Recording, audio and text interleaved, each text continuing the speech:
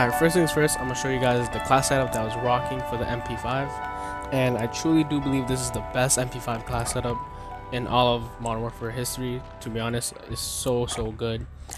And I'm going to break it down for you guys how I was playing so smooth and fluid. First of all, I was rocking bumper jumper tactical. Before that, I would always play with tactical flip.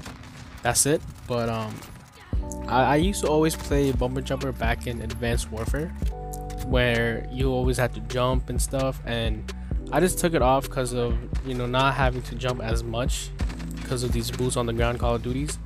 And when I think about Advanced Warfare once again, I just remember how everybody else was like at a disadvantage when I was playing bumper jumper.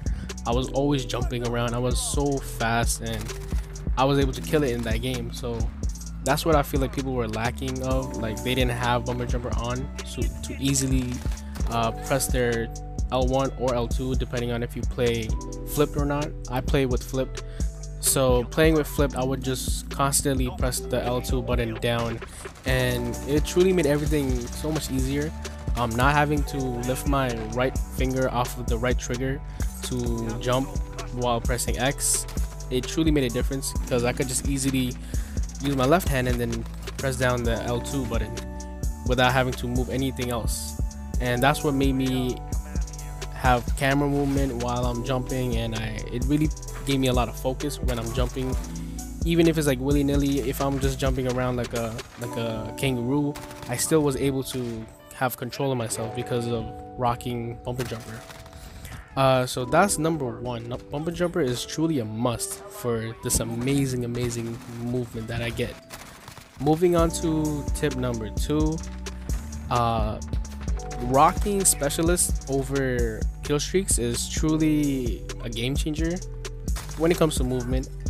As you saw at the beginning of the video, I had specialist bonus on, and I was able to have all my perks unlocked, and I just felt way more fluid. I just felt swifter.